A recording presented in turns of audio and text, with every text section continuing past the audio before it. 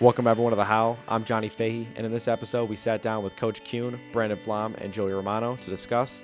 In this episode, we focused on the new kicker after the loss of Carson Keclanis and adversities that the players have faced in their career at Hersey. Thanks for joining, and we hope you enjoy. Hello everybody, and welcome back to The How. My name is Johnny Fahey, and producing for us today is Ryan Antonucci. And we are very excited to be bringing back our football podcast with one of our favorite coaches, Mr. Kuehn, and our favorite players, Brandon Pflomm and Joey Romano. Thanks for coming out, guys. Let's get right into it because we have a lot to discuss today. Can you explain for average fans why special teams is so important? Because most fans only talk about offense and defense and don't really focus in on special teams. From a coach's perspective, I'd be happy to explain the role of special teams. First of all, I'm glad to be here at the Howl, Johnny Fahey. Outside of teaching and coaching, this might be my new favorite thing at Hersey High School. Great. Appreciate you.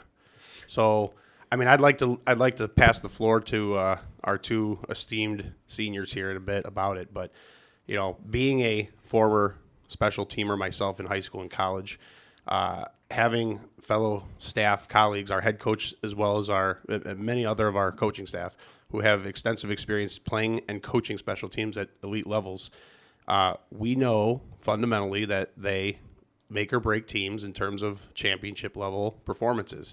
I think special teams is a reflection of your overall commitment to what your team values in terms of what's important in football. And so while, like you said, offense and defense is usually the thing that gets the most notoriety, the fundamental aspect of special teams is teams that take advantage of that phase the most are generally the most successful. It's just that simple. Yeah. But that's from a coaching perspective. What we like to do is empower our athletes with our expertise and knowledge as coaches and our preparation as coaches to give them all the tools and answers that they need so that because they have to learn in high school, you have to learn, especially if you're a two-way player, offense, defense, and then special teams, you're really a three-way player. And so we try to keep it as simple as possible, but while at the same time making sure that we're going to do everything we can to out scheme and out coach our opponents, because as coaches we're just as competitive to out coach the people we're playing against as just as much as the players are expected to outplay and outperform their opponent. Yeah. How about you guys? What do you guys think? I definitely agree with what Kuehn said. And I know we were talking about this yesterday at practice, and even Coach Tom said that special teams makes up 20% of the game. And I feel like 1/5 of the game, I mean, that's a huge thing. Special teams wins and loses championships. We know in the past it has won us quite a few games and also has lost us quite a few games. I wouldn't say quite a few. I'd just say win and lose few. Yeah. I know Kuehn does a great job putting together a great special teams game plan every week. Keeps it simple. Puts us in the best spot to be successful. And honestly, it's fun. I mean, especially kickoff, kick return, ends the games, or starts the games, sets the tone. I know Joey loves running into people and just smashing them on we love those. Kickoff, man. I remember one game. What game was it last year that you actually just ran through the kids instead of flying? Rolling Meadows. I remember that. Farmer was of course. Farmer's my B5. I'm looking right across from him. I'm like, man, I know something crazy is about to go down. Right first kickoff, dude. I run down there, leave a hit, make the tackle. Just so all of our listeners know, Joey Romano was bred to be a special teamer. Oh yeah, yeah, man. I mean, special teams really is where the play. Like, if you're a younger player, really, I mean, it's a great place to shine because a lot of young players don't really have a lot of experience, and if you're good at one thing in specific, then special teams might be like that niche for you. So yeah. That's what I found. Yeah, for sure. All right, moving on to the next question. Obviously, you guys have been working very hard this summer. Do you guys feel like you've accomplished more or less than past years, and why? Well, from the perspective of have we accomplished more or less, there's really two answers to that. The first one is we've had some continuity as a program since pretty much 2017. We've been running, for the most part, the same offense, the same defense. We've tweaked a couple special team schemes over the last 7 years. And so the advantage that these guys have is, since their sophomore year, they're exposed to pretty much the routine, the concepts, the terms. And from that perspective, we're able now as a program to expect more of our players because it's not a new scheme. It's not a new implementation year after year, which we've had in the past here at Hersey High School. This is my, I think, 17th year now coaching here. And the last 7 years, there's some correlation to the success of, obviously, program culture, staff, et cetera. But we can expect more of these guys because we have that continuity. So, and then as coaches, because we set the standards higher, I don't think we ever feel like we're satisfied, to be 100% honest with you. I was even telling the kids yesterday, I still think we're a little rusty. We still have some kinks to go, but I just think that's because we hold these kids to such a high standard and we know what they're capable of. Yeah. What do you guys think about that? Kuehn pretty much hit it on the spot. Yeah, dude. Got it. Do you think that this is one of the best teams that you've coached or for Hersey, or Am I allowed to be honest and transparent here? 100%? Yes. Okay. There's no denying that this is by far one of, if not the most talented team I've seen at Hersey High School. We still have to see what these guys are capable of as a group. In terms of, you can gauge a lot about a team based on June, July, and August and see how they progress. Mm-hmm. This team does a good job rising to the occasion. The thing that we want to expect from these guys moving forward is maintaining that maturity as a group and that cohesion with each other and continue to mold that chemistry. In the past, we've had some alpha dog leaders kind of just take grasp of that. And while we do have a lot of leaders in this group, we as coaches are still waiting for the accountability to happen, not just from the coaches, but from the players, from the bottom up, from the top down. And then once I believe that happens, I think there's no telling what this team is capable of. But there's no doubt this team has talent. But no, we've had teams in the past that have been farther along in terms of chemistry, gelling. But that doesn't mean by any means that these guys can't do it. But that's me holding these guys to a higher standard. So do you think that there's like a set leader right now, or do you think it could change whenever? I think leadership is fluid. I think that's more of a question personally for them to answer, because as coaches, we have a perception, but we see these kids and we communicate with these guys often. Don't get me wrong, but it's really what their perception of their leadership. I have an idea of what our leaders are, but I think like we have two leaders in this room, two great leaders in this room. Are they the alphas? I don't know. Some people probably perceive them as the alphas, but I think that's more for them. So who do you guys think is the I wouldn't top? say I mean, we have everyone in their own ways, a different type of leader. Yeah, for sure. I know Gus, he's more of a vocal leader, while other people, I feel like myself and Joey, we lead by example if we're not as loud, but we teach the younger kids or have conversations with them of showing them how to do it and doing it the right way rather than say yelling at them or yeah. Yeah, Which, it's sometimes if you're yelling at the younger players, you don't come off as a nice guy, but yeah. It's if you talk to them, you get on their level kind of, Mm-hmm. and you get to understand what they're kind of going through, I guess you can put it that way. Yeah, and you got to play you got to know the person's strengths and weaknesses. Some people can take the yelling, Yeah. while other people will shut down or Yeah. I wouldn't shy away from so you gotta just know that. Yeah. I want to start for this question. I want to start with you two and then go to him. How do you guys think you earn a spot on the starters for the special team squad on Hersey? I'm gonna say knowing the game plan, knowing where you are on the depth chart, and honestly playing fast and knowing multiple positions. Because if you know multiple positions, I know during the game, and it's always adjusting on the fly. People going both ways, get really tired, or someone tweaks something. Mm-hmm. They're Really just having a plan. Going into it, I know we have game plans every weekend for special teams. Yeah. And I know it's not just me that's just looking at that for an hour a day, just okay, what do I have to do here? What do I have to do here? But my favorite, obviously, probably kickoff. Yeah, definitely. And I know my job's just to go down there, lay a mean hit, make the tackle. It's a little more complex than that, Joey. Don't humor the crowd. Oh yeah. All right. How do you think you earn, or will you know? Because Of course. yeah. Without giving you too much of the secret sauce of what we do here at Hersey, a general philosophy is if you're a two-way starter, clearly you could have the opportunity and the talent to play on every single special team. But like Brandon said, we want to temper these guys throughout a 4-quarter game or even with overtime, right? So two-way starters, they'll be on a special team as needed. If you're a one-way starter, your expectation is you should be able to play on every single special team. Does that make sense? Yeah. Some people, and I don't know if this is more of a community thing or if it's a Sunday chair quarterback thing, but special teams is not reserved for the kids who can't play football. Like your expectation is, like you're on special teams because you need to make an impact on us. So if you're not a starter and you, like Joey said earlier in the conversation, if you feel that you can have a specific skill set that you can demonstrate, but maybe you're lacking, whether it's a depth chart or something like that, we'll find a spot for you. Yeah. Without getting oversimplified, I'm a commissioner of a fantasy football league, and I have 11 friends in my fantasy football league. These are grown men, and I have 3 rules in the fantasy football league: pay attention, try, and care.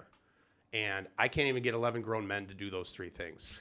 So if you can get your athletes to pay attention to the game plan, to put forth the effort and care about it, I think that's the third one, most part. If you care, you're going to find a way on the field. And easier said than done, believe it or not, with everything that's put on these guys. Yeah. So that's also an intangible that I look at as well. Yeah, I think it's a really good answer. All right, on to the next one. How good is New Trier's special team squad, and what about the other teams that we face this year?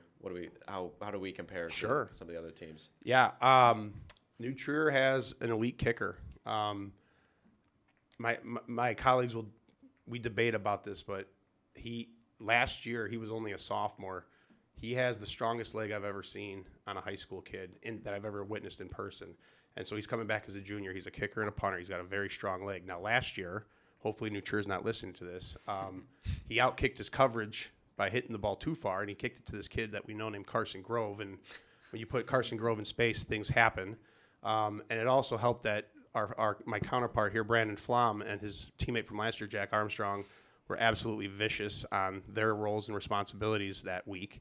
To be honest with you, I think New Trier is a well-coached team. I think their special teams are we outscored their special teams last year 13-0. Well, we shut them out last year. Yeah. But we scored 13 points on special teams. We had a punt return, a field goal, and we converted all of our extra points.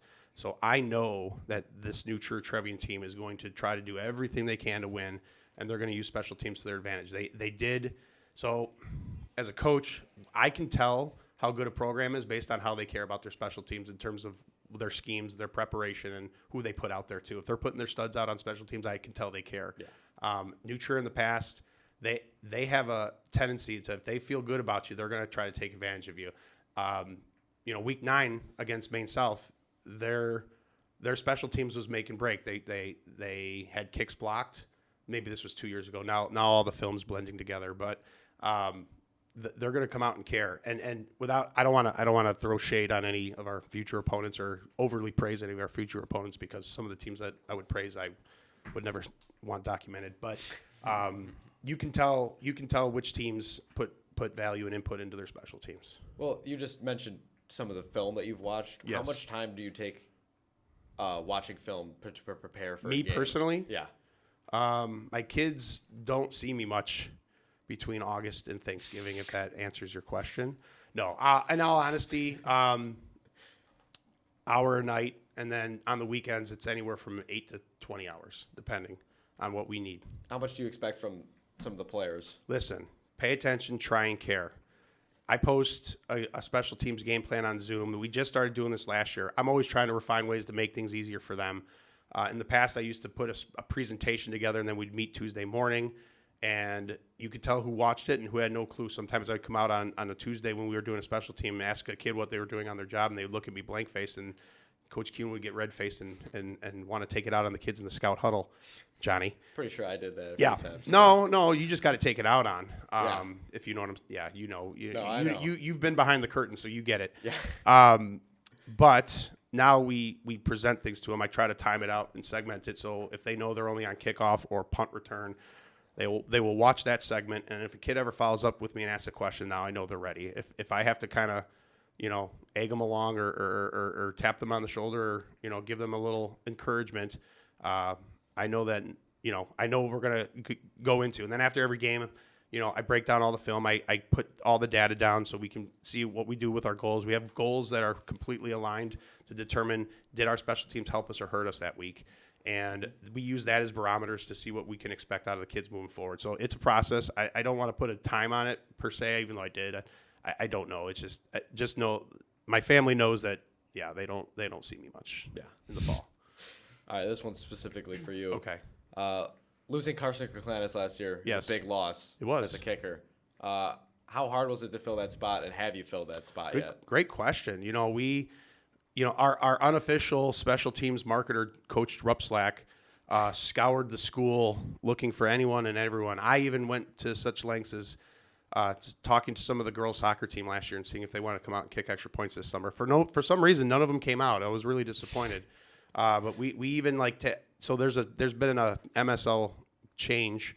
Kids can now go out for multiple sports in a season. I'm not going to get into the politics and the complexities behind that, but long story short, soccer players could theoretically come out and kick for us, and we tried that option, and we're still hoping that a kid wants to give it a try because I came from soccer myself. I had to quit soccer to play football to kick.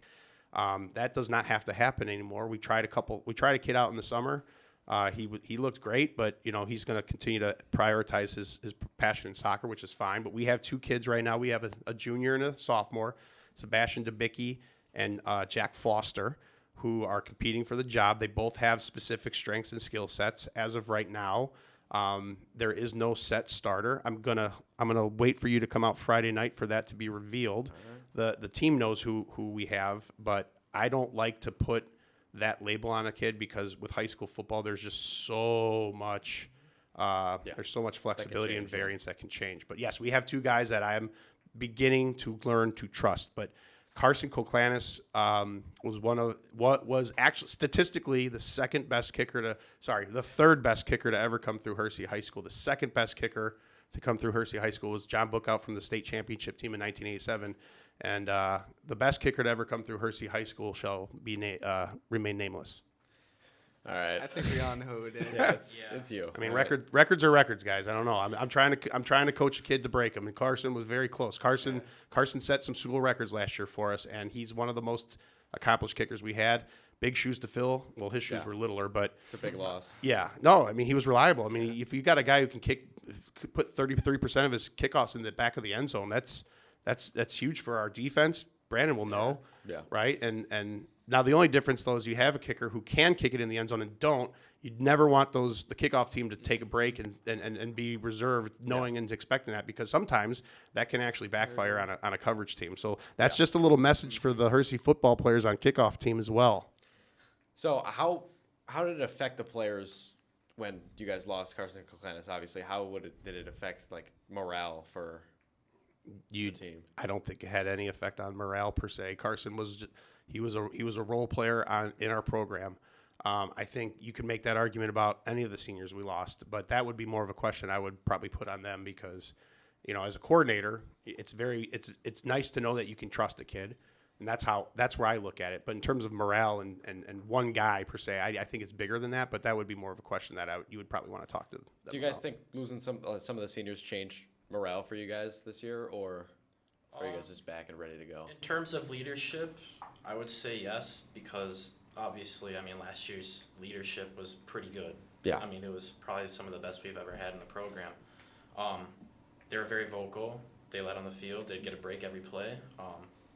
Whereas this year, we'll get breaks. We're not as loud, though. Yeah. Mm-hmm. So I want to see more energy out of that from our leaders, but that's just me. Yeah, no, I agree. And also, the loss of our seniors just creates competition throughout the program, which makes other people rise and iron sharpens iron. Iron sharpens iron, so the competition just makes everyone better all around. All right, this question's for both of you guys. Sure. What does off-season training typically consist of for special teams, and how is it different than any other position? Usually in the summer, we usually had 10 minutes. Was it 10 minutes of indie a day?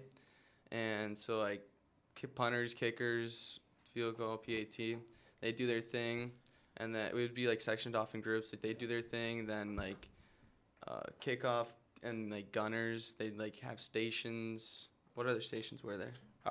Kickoff, punt block, gunners. So special team skill implementation, basically. Yeah. Was And our then there June would just camp. be like a big rotation every day. You'd switch off. Yeah. Just trying to assess who can do what, who can block a PAT, who can buddy up with Romano and stay in lanes and coverage for kickoff, right? Who can block a punt? Who can cover a punt? Those are the skills we implement in June, and then in July we start identifying that personnel who can do what, and then we start slowly integrating our schemes late July and then early August. So that's kind of that's been a new thing, and again, this is no shot to any previous head coaches here at Hersey High School, but it's really nice having a head coach who made his dues playing special teams at the highest level.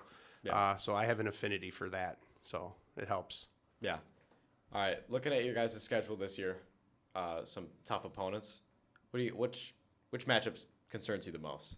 The next matchup. The next matchup? That's Take what you it guys are one by focused on? one. Absolutely. Take it one by one. I agree. Don't want to look too far It ahead. doesn't matter. I'm going to use a Coach Rupslack quote. We're not preparing to play New Trier. We're not preparing to play Prospect. We're not preparing to play Buffalo Grove. Who are we preparing for? State championship. Mount Carmel, East St. Louis, right? We're preparing for that team that we're going to hopefully see on Thanksgiving, and that's our mentality that we've been imparting into these kids for as long as I can remember. I'm sorry, that's very cliche, but No, it's a good answer. Get a little better every day, keeps building, and by the time Thanksgiving comes around, we'll be at our best. Yeah, I think a good analogy for that was one that Pardon would use, Coach Pardon. When you see the leaves change in the fall, that's when playoff football is coming around the corner. Yeah. I love that analogy. All right, back to you guys here. What's the biggest adversity you guys have faced playing Hersey football? Should I go first? Go ahead. I think you should go first, Joey. I agree. Let Pflomm think. Yeah, so most recently is probably my biggest adversity, but I'll start from last year. So last year, right before I'd say kickoff on Friends, my hamstring started bugging me. I was wondering why. I was like, man, I don't think I did anything to really overdo it. But on kickoff, went down the field, was running, pulled my hamstring, had me out for about a week. Kind of, I don't know. I don't want to say I lost it, but it didn't feel good because don't get to play, obviously. Yeah. I'll move on to this year now, I guess. So this year, about a week ago, got checked by Mr. Bacon, our trainer at Hersey. Shout out to Mr. Bacon. And I found out I had a hernia, inguinal hernia. I think that's what it's called. But I got that. Got checked out by the doctors, found out that I do have a hernia, and I'm going to have to get surgery for it on August 31st, I think, so I'll be out for a pretty long time. Do you think you'll be back for part of the season, or? It's hard to tell right now, but I'm going to guess I'll make a Week 8, Week 9 playoff recovery. We're putting Joey on the shelf for the Halloween presents. Got it. Pflomm? Me, not so much physically like Joey.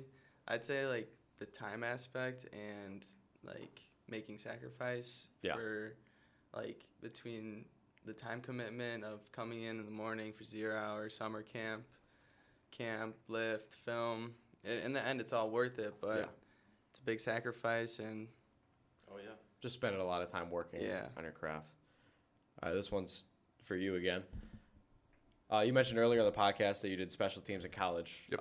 What was your experience like, and is this helping you in coaching? Yeah, absolutely. My experience kicking at Eastern Illinois was one of, if not the greatest athletic experience I ever had. Now, the irony of that is I remember more of my high school games, more of my college games, maybe because I think there's just so much more emotion to high school football.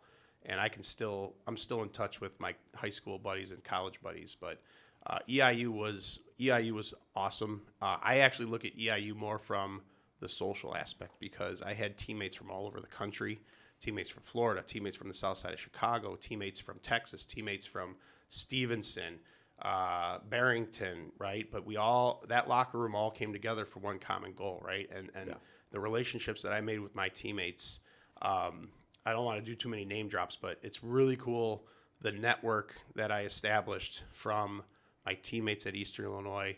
One of them is the OC for the Tennessee Titans. One of them is the director of operations for the Houston Texans.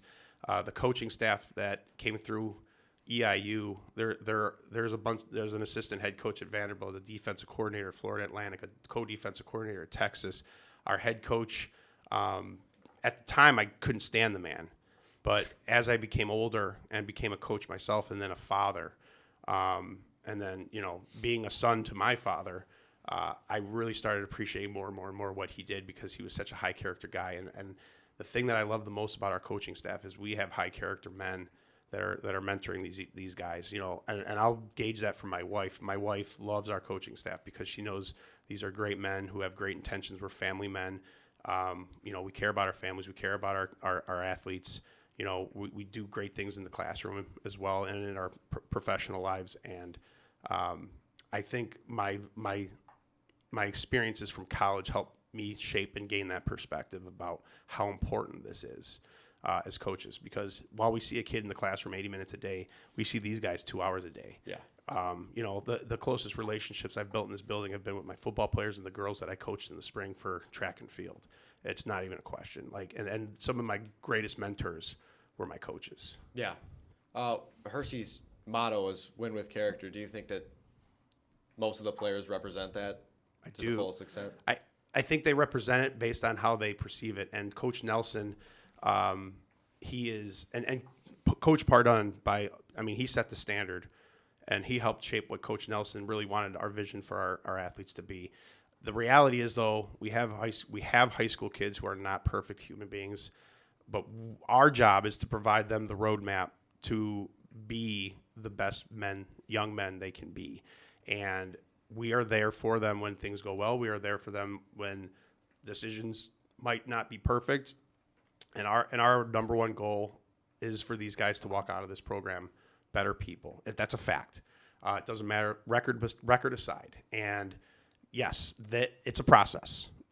To learn to win with character is a process. And these kids are embracing that. But I will admit that they definitely need to continue to learn how.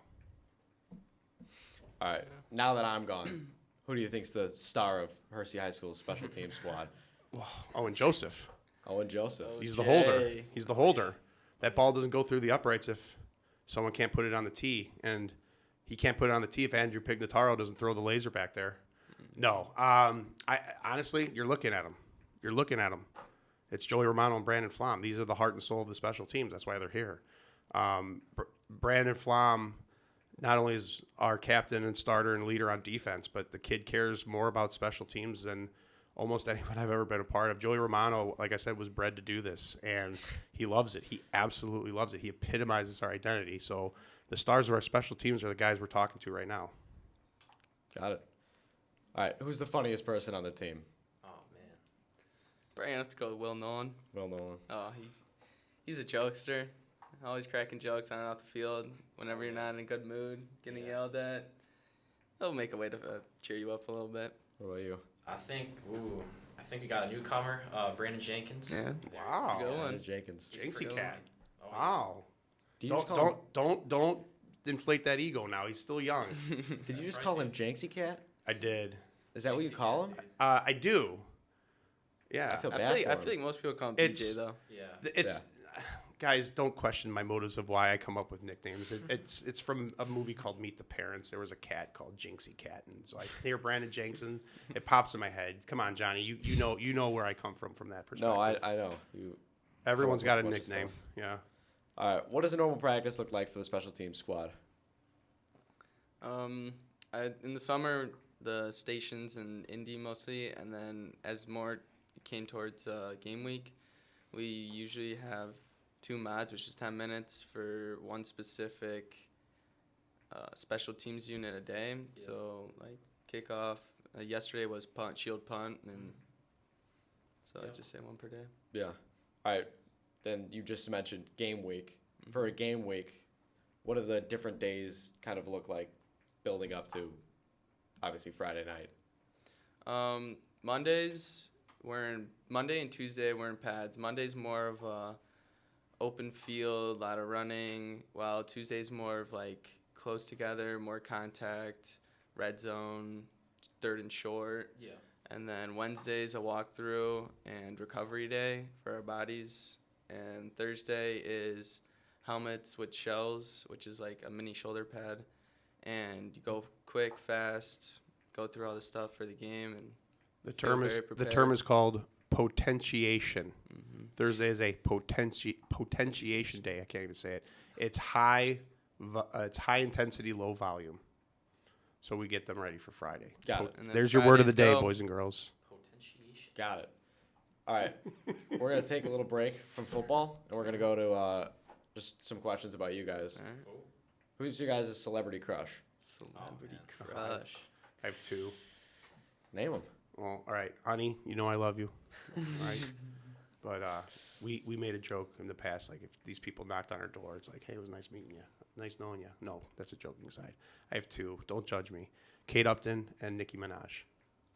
I knew about Nicki Minaj. Of which course I you did. think it's 'cause Is that why told me that's why you wrote the question? You wanted me to say that. Yeah, I didn't wanted you you to say Nicki Minaj on a podcast because that's I have no problem admitting it. all right. Flan? Oh boy, this one caught me a little off guard.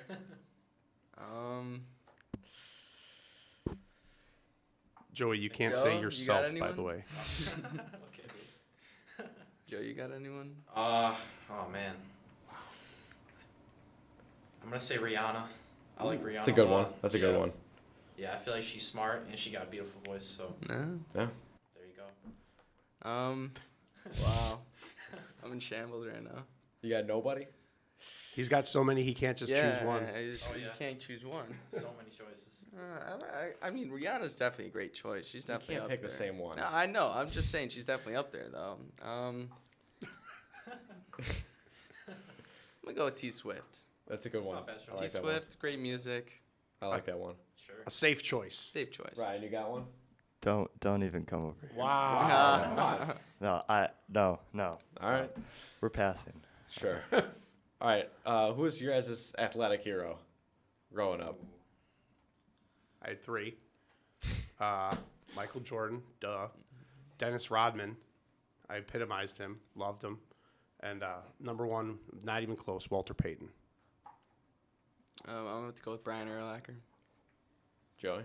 Yeah, I'd say I probably have three too. I'm a big boxing guy, so I think my favorite's probably Muhammad Ali, the great, of course, Mike Tyson, and Floyd Mayweather. Good answers. All right. This one's not for you because you've been saying you have three for every answer, free question. I'll keep it to one from now on. No, it's fine. What's your favorite class at Hersey?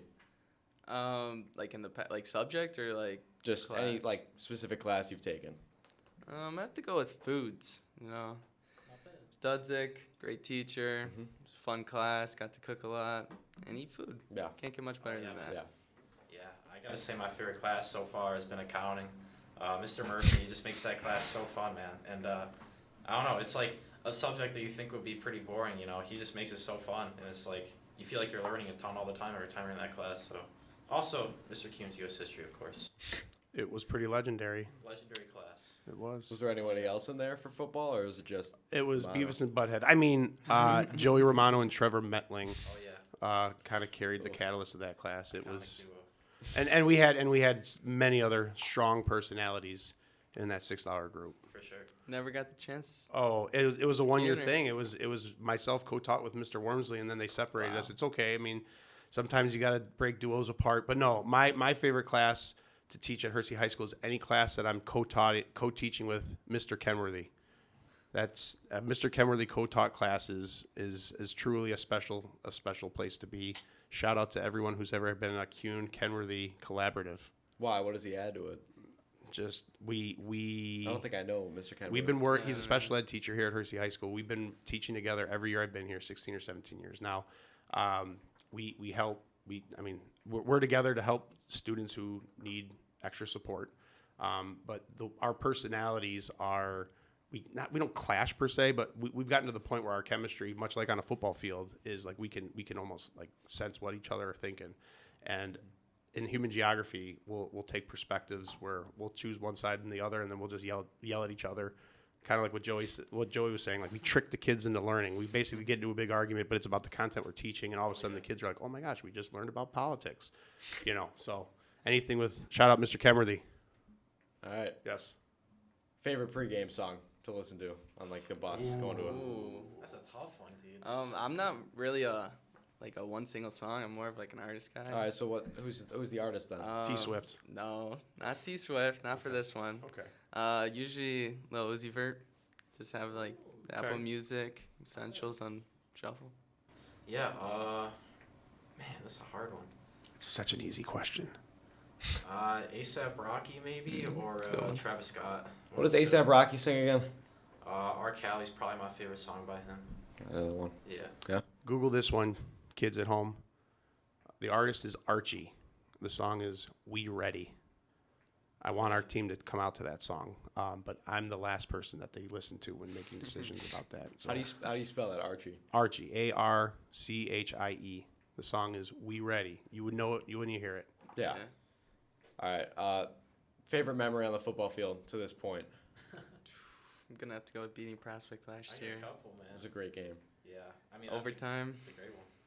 I think it's Big my special favorite. teams playing that game. Huge. There's Three a huge few. special teams in that. Oh yeah. I think it's my favorite play, or football game ever that I've been to. And Logan Riley with the fire field goal right at the end. Oh yeah. It's a big one. Joey, what do you got? Oh, you agree? Yeah, I mean that's a great one. I think beating New Trier that first game, that was pretty cool too, man. Just like seeing all my friends in the stands, like cheering us on. That was super awesome. That's one of my favorite memories. Yeah. And set the tone for the rest of the year. The best part about we that. beat them. Go ahead. What was the score? 31-0. 31-0. Yep. The best part of that game was seeing their ruckus crowd, sea of white. Their stands were absolutely packed, and by the fourth quarter, it was empty. So awesome. Yeah, I remember going out there first game. My Indies right by their student section, and I don't think I've ever seen more people in the stands. Yeah. And, Was it? New Trier did a great job hyping up their fans and getting ready. It was and even great. the Great parents and environment. everyone was wearing all white. Yeah, it was awesome. At halftime of that game, it was 3-0. 3-0, right? Correct. And then you just came out and killed them right at the end. I don't know if it was we adjusted better or if they wore down or, shout out to maybe the way we condition. I have thoughts and theories, but. Give us some. We got time. Well, Walk us through it. Those are the two. See, here's my problem, guys. I, as a coach, am looking. I'm listening to the New Trier podcast, and if I hear anything that's going to set me off to give them, to fuel them, and feed them for bulletin board material, I'll do it. So, I'm just trying to stay reserved about that. I'm a 39-year-old coach, but I still, when football happens, there's, and I think most coaches will tell you this, like. There's moments where you feel like you're still one of them, if that makes sense. And so I'm not the most mature human being on the planet, so I always have a hard time separating my professionalism with my emotional talent, if you will. Yeah. So I cannot walk you through it. You don't want to give them any. No, absolutely not. I have too much respect. Their head coach was a former MSL coach, and he's a high class guy, and I think they do well over there. Yeah. All right, well, that's it for today's show. Thank you to Coach Kuehn and Pflomm and Joe Romano, and thanks to our viewers for tuning in. We're hoping to keep this football podcast going next week, and we'll see you against New Trier this Friday.